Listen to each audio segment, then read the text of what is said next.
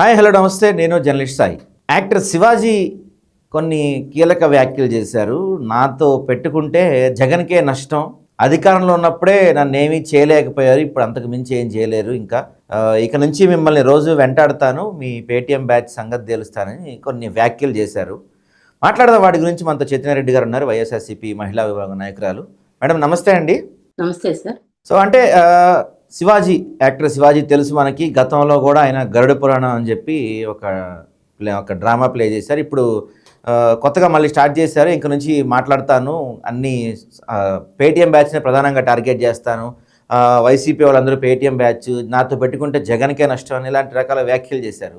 So అంటే ఎందుకు ఈ టైంలో ఆయన ఇలాంటి వ్యాఖ్యలు చేశారు అనుకుంటున్నారు? సార్ యాక్చువల్లీ ఈయన ప్రతిసారి సినిమా తీసుకున్నప్పుడు పబ్లిక్ అటెన్షన్ కోసం, అంటే ఈయన తీసేది ఏమి బాహుబలి సెట్టో లేకపోతే ఇంకా పెద్ద పెద్ద మూవీస్ ఇలాంటివి ఏం కాదు కదా.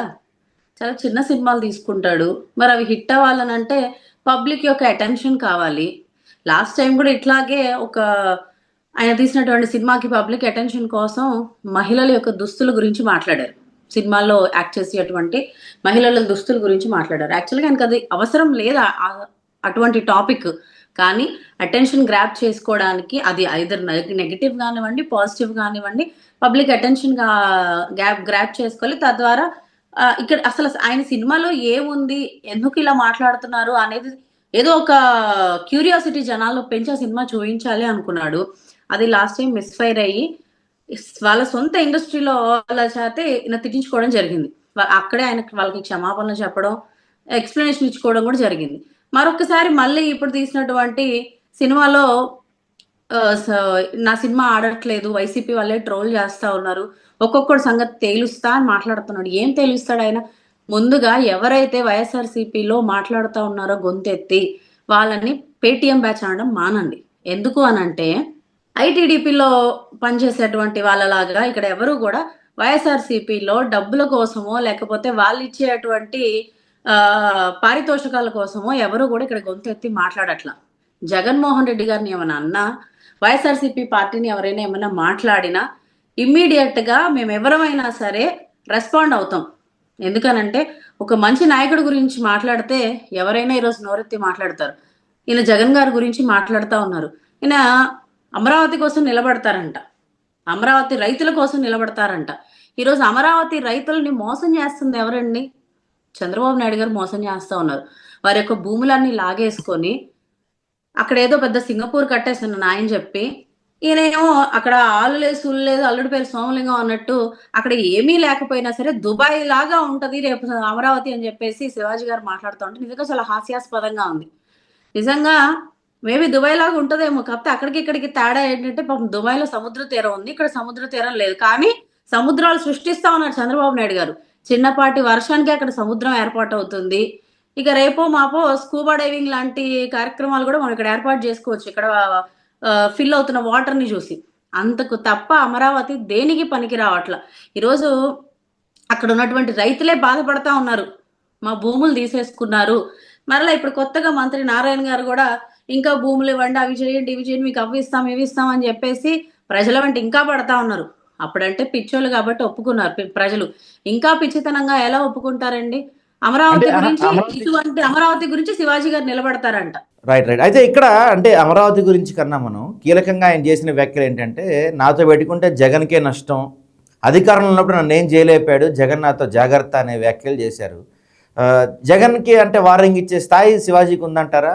ఆ వ్యాఖ్యలు వెనక జగన్మోహన్ రెడ్డి గారు ఒక మాజీ ముఖ్యమంత్రి గారు ఒక రాష్ట్రం మొత్తాన్ని కూడా సింగిల్ హ్యాండ్ లో మెయింటైన్ చేసి రూల్ చేసినటువంటి నాయకుడు జగన్మోహన్ రెడ్డి గారు. ఈయన ఏదో అక్కడో ఎక్కడో చిన్న చిన్న సినిమాలు తీసుకుంటూ చిన్న చిన్న క్యారెక్టర్ ఆర్టిస్టులుగా చేసి ఏదో ఒకటి అర సినిమాలో హీరో రోల్ పోషించినంత మాత్రాన జగన్మోహన్ రెడ్డి గారికే ఈయన వార్నింగ్ ఇచ్చేంత స్థాయికి ఎదిగేశారా అనేది నిజంగా ఈరోజు నవ్వుకోవాల్సిన విషయం.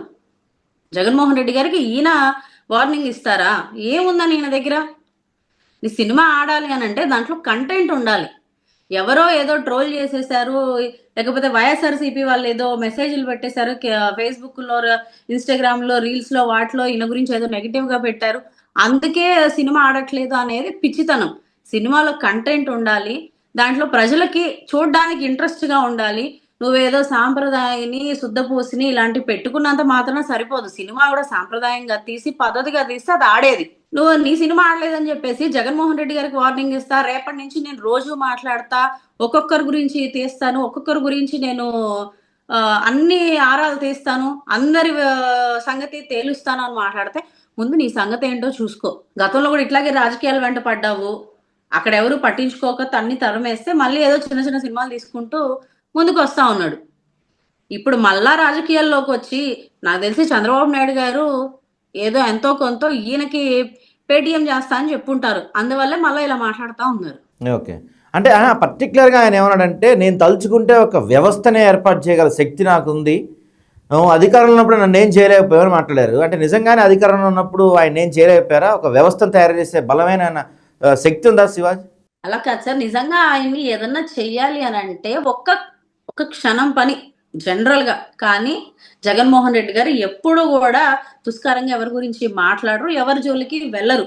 జగన్మోహన్ రెడ్డి గారి పనేంటి? నేను రాజకీయంగా నా రాష్ట్రాన్ని చూసుకోవాలి. నా ప్రజలకు మంచి చెడులు చూసుకోవాలి. నా రాష్ట్రంలో ఉన్నటువంటి ప్రజలకు నేను సౌకర్యాలు కల్పించాలి అన్న ఒక ధ్యేయంతోటి ఆయన పనిచేశారు తప్ప, ఇలాంటి అల్లాటప్ప చిన్న చిన్న ఆర్టిస్టుల గురించి పట్టించుకునే టైము ఆయనకు లేదు. ఆలోచించాల్సిన అవసరము ఆయనకు లేదు. అందువల్లే అతను ఎంత ఓవర్ యాక్షన్ చేసినా, ఆ టైంలో ఎంత అతి చేసినా సరే జగన్మోహన్ రెడ్డి గారు ఆయన్ని పట్టించుకోలేదు. నిజంగా జగన్మోహన్ రెడ్డి గారు పట్టించుకొని మా యొక్క వైఎస్ఆర్‌సీపీ సోషల్ మీడియాకి ఒక్క సైగ చేసినట్లయితే ఆయన ఏమీ చేయవసరం లేదు. మేము జస్ట్ సోషల్ మీడియాలో జగన్మోహన్ రెడ్డి గారి వారియర్స్ అందరూ అతని గురించి ట్రోల్ చేయడం మొదలుపెడితే, ఆ ట్రోలింగ్ ధాటికి తట్టుకోలేక ఎప్పుడో ట్రోలింగ్ సునామీలో కొట్టుకుపోయేవాడు. కానీ మేమెవ్వరం గూడా ఆయన గురించి టైమ్ ఇన్వెస్ట్ చేసేంత ఇది ఎవరికీ లేదు ఆ టైంలో. ఈ రోజున నిజంగా వ్యవస్థలు సృష్టించి, వ్యవస్థలు స్థాపించేంత స్థాయి ఈయనకుంటే తీరింకోలా ఉండేది. ఎందుకు ఇవాళ ఒక చిన్న సినిమా ఆడట్లేదని జెప్పేసి పబ్లిక్ యొక్క అటెన్షన్ గ్రాబ్ జేసుకోవడానికి ఇలాంటి పిచ్చి పిచ్చి కూతలన్నీ కూస్తా ఉంటాడో అర్థం గావట్లేదు.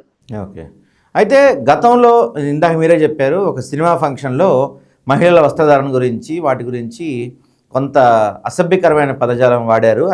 ఆయన మీద మహిళా సంఘాలందరూ శిక్షించాయి. సో అలాంటి వ్యక్తిని ఇప్పటికీ కూడా, అంటే ఇప్పుడు ఆయన ఆబ్వియస్లీ కూటమికి సపోర్ట్‌గా మాట్లాడుతున్నాడు. సో అలాంటి భావాలున్న వ్యక్తిని కూటమి ఎందుకు సపోర్ట్ చేస్తుందంటారు? సార్ ఆయన కూటమి సపోర్ట్ అని కూడా అనకూడదు. ఓన్లీ నేను సిబిఎన్‌కి సపోర్ట్ చేస్తా. సిబిఎన్ గారిని రెస్పెక్ట్ చేస్తా. సిబిఎన్ గారిని ప్రేమిస్తా. ఇవే చెప్తా ఉన్నాడు ఆయన. అంటే కంప్లీట్‌గా చంద్రబాబు నాయుడు గారికి తొత్తు ఆయన. ఓకే. హోల్ అండ్ సోల్‌గా చంద్రబాబు నాయుడు గారికి తొత్తు. అందుకే ఇటువంటి పనికిమాలిన మాటలు మాట్లాడడానికి, ఎట్లాగైతే గతంలో వీళ్ళు బోల్డ్ అంతమంది ఐటీడీపీ బ్యాచ్‌ని పెట్టుకున్నారో, ఈరోజు ఇండైరెక్ట్‌గా ఈయనతో కూడా అలా మాట్లాడించుకోవడానికే ఇతన్ని పెట్టుకున్నారు కాబట్టి, ఇతను ఎక్కడ కూడా చంద్రబాబు నాయుడు గారు ఏమి వారించట్లేదు. ఏమి ఇట్లా మాట్లాడొద్దు, లేకపోతే ఇలా చేయొద్దని చెప్పేసి అతను ఎక్కడ కూడా అడ్డు ఆపు లేకుండా మాట్లాడుతున్నా కూడా అతనేమి కంట్రోల్ చేయట్లా. ఎందుకనంటే ఇలా మాట్లాడే వాళ్ళే చంద్రబాబు నాయుడు గారికి కావాలి. ఇలా నీచంగా బిహేవ్ చేసే వాళ్ళే ఆ పార్టీలో కావాలి వాళ్ళకి. ఓకే. ఆ సంఘటన అందువల్ల మీకు అతనేమి కంట్రోల్ చేయలేకపోతున్నారు. ఓకే. ఆ సంఘటన మీకు గుర్తుండే ఉంటది లాస్ట్ టైమ్ ఆయన మాట్లాడింది. అంటే ఇప్పుడు కొంచెం ఇంకా మహిళలు దాని గురించి మర్చిపోయారంటే దాన్ని క్షమించేసినట్టేనా శివాజీని? సార్ ఇప్పుడు సినిమా పరంగా డైరెక్టర్స్, ప్రొడ్యూసర్స్ ఎలాగైతే చెప్తారో అలా డ్రెస్ చేసుకోవడం అనేది ఆర్టిస్టులకి ఇంపార్టెంట్. దాని గురించి ఈయన వక్రీకరించి చాలా నీచంగా మాట్లాడితే మహిళా సంఘాలు ఎవరు కూడా ఒప్పుకోరు. ఎవరు కూడా సభ్య సమాజం తలదించుకునేలాగా డ్రెస్ చేసుకొని బయటికి రావాలి అని ఎవరూ కోరుకోరు. అలా ఏ మహిళ కూడా చేయదు. పద్ధతిగా సాంప్రదాయంగానే బయటికి రావాలనుకుంటారు. కొన్ని కొన్ని సందర్భాల్లో వాళ్ళ యొక్క వృత్తిని బట్టి, వాళ్ళ యొక్క సిచ్యుయేషన్ని బట్టి వాళ్ళు డ్రెస్ అటువంటి వ్యక్తిగత విషయాల గురించి మాట్లాడే రైట్ ఏమాత్రం కూడా శివాజీ గారికి లేదు. అప్పటి నుంచి ఇప్పటి వరకు కూడా ఎవరు కూడా మహిళా సంఘాలు ఆయన మాట్లాడిన దాన్ని హర్షించేది లేదు, క్షమించేది లేదు. ఇటువంటి వ్యాఖ్యలు ఫ్యూచర్‌లో ఎప్పుడైనా చేసినా సరే ఈసారి అతన్ని వదిలే ప్రసక్తే లేదు. ఓకే. దీంతో పాటుగా అంటే ఆయన ఇంకొక ప్రధానమైన చేస్తున్న ఆరోపణ ఏంటంటే, ఇక నుంచి ఒక్కొక్కరి గురించి మాట్లాడతా, ఒక్కొక్కరి సంగతి తెలుస్తా, అన్నీ బయట పెడతాను, రోజు వరుసగా మాట్లాడతాను అని చెప్తున్నారు. అసలు నిజంగా జగన్మోహన్ రెడ్డి గారికి కనీసం శివాజీ పేరన్నా తెలుసంటారా? సార్ ఇందాకే చెప్పా. జగన్మోహన్ రెడ్డి గారికి ఇలాంటి అల్లాటప్ప ఆర్టిస్టుల గురించి, చిన్న చిన్న వాళ్ళ గురించి ఆలోచించే టైము లేదు, అంత ఇంట్రెస్ట్ కూడా ఉండదు అసలు. ఈయన ఏమైనా పెద్ద గొప్ప 100 crores బడ్జెట్ తో సినిమా తీసి లేదంటే పెద్ద పెద్ద ఆర్టిస్టుల లిస్ట్ లో ఉన్నటువంటి వ్యక్తి ఏం కాదు. ఓపెన్ గా చెప్పాలి అని అంటే అసలు ఈయన ఈ యొక్క సినిమా తీసారన్న విషయం నాకు ఇప్పటి వరకు ఒక గంట క్రితం వరకు నాకు అసలు తెలియని కూడా తెలియదు. ఎప్పుడైతే ఈ వీడియో చేశారో ఆ వీడియో నేను ఎప్పుడైతే చూసానో, ఓహో ఈయన ఏదో సినిమా తీశారు, అటెన్షన్ గ్రాప్ చేసుకోవడానికి ఇలా నాటకాలు ఆడుతున్నాడు అన్న విషయం నాకు అర్థమవుతా ఉంది. అంటే ఒక నార్మల్ గా ఉండేటువంటి మాకే ఈయన పెద్ద సినిమా తీసాడన్న విషయం తెలియకపోతే ఇది చాలా మందికి ఎట్లా తెలుస్తుంది?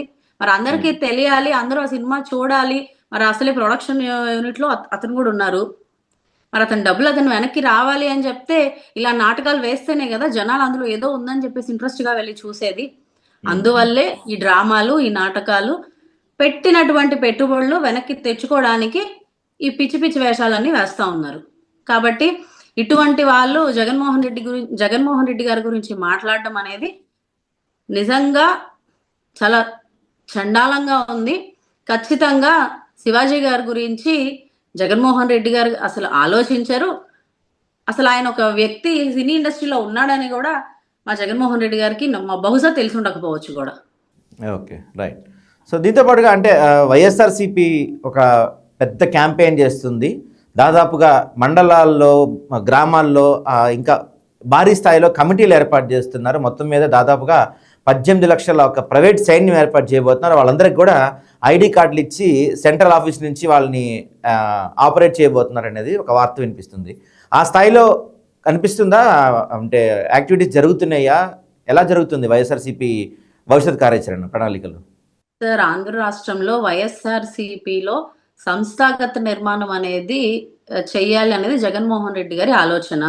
చాలా గ్రౌండ్ లెవెల్ నుంచి, గ్రాస్ రూట్స్ నుంచి కూడా వైఎస్ఆర్సీపీ క్యాడర్ని బలోపేతం చేయాలి. గ్రౌండ్ లెవెల్ ఉన్నటువంటి ప్రతి కార్యకర్తని కూడా కార్యకర్తలాగా కాకుండా ఒక లీడర్ లాగా చూడాలి అనేది జగన్మోహన్ రెడ్డి గారి ఆలోచన. దానికి అనుగుణంగానే ఈరోజు మరి ప్రతి రాష్ట్ర స్థాయిలో, నియోజకవర్గ స్థాయిలో, అలాగే మండల స్థాయిలో, క్లస్టర్ స్థాయిలో, డివిజన్ స్థాయిలో అన్ని గ్రౌండ్ లెవెల్స్ నుంచి కూడా క్యాడర్ని ముందుకు తీసుకొస్తా ఉన్నారు. దీంట్లో భాగంగానే మరి రాష్ట్ర నాయకుల్ని ఏర్పాటు చేసుకోవడం జరిగింది. రాష్ట్ర నాయకుల తర్వాత జోనల్ లీడర్స్ తర్వాత జిల్లా లీడర్స్ని, జిల్లాల్లో మళ్ళీ అనుబంధ విభాగాలు, వాళ్ళ ప్రెసిడెంట్స్, జనరల్ సెక్రటరీస్ ఇలా అనుబంధ విభాగాలు బోలెడని ఉన్నాయి వైఎస్ఆర్సీపీ పార్టీలో. మహిళా విభాగం కానివ్వండి, స్టూడెంట్, యూత్, ఐటీ, ఇలా చెప్పుకుంటూ పోతే దగ్గర దగ్గర ఒక 20 to 25 అఫిలియేటెడ్ వింగ్స్ ఉన్నాయి. ఈ వింగ్స్ అన్నిటికీ కూడా పదవులు వేసి, వైఎస్ఆర్సీపీలో ఉన్నటువంటి క్యాడర్కి పదవులు వేసి ఇలా జిల్లా స్థాయి తర్వాత నియోజకవర్గ స్థాయి తర్వాత మండల స్థాయిలో, దాని తర్వాత అర్బన్లో అయితే డివిజన్ స్థాయి, అదే రూరల్లో అయితే గ్రామ స్థాయిలో కూడా ఈ యొక్క పదవులు వేసి ప్రతి ఒక్కరిని కూడా ఒక లీడర్ లాగా బయటికి తీసుకురావాలి. వైఎస్ఆర్సీపీ తరఫున వీళ్ళందరికీ కూడా ఐడి కార్డ్స్ యొక్క గుర్తింపు ఇవ్వాలి అనేది జగన్మోహన్ రెడ్డి గారు చేసినటువంటి గొప్ప ఆలోచన. దీంట్లో భాగంగానే గత 2 నెలలుగా కూడా చాలా ఫాస్ట్గా వర్క్ జరుగుతూ ఉంది. మరి మేము ఉండేటువంటి వెస్ట్ కాన్స్టిట్యున్సీలో almost 90% to 95% of the list అంతా కూడా రెడీ అయిపోయింది. నాకు తెలిసి రేపు ఉగాదికి ఈ ఐడి కార్డ్స్ కూడా బయటికి వచ్చే ఆలోచనలో ఉన్నారు జగన్మోహన్ రెడ్డి గారు. ఓకే, థ్యాంక్ యూ అండి.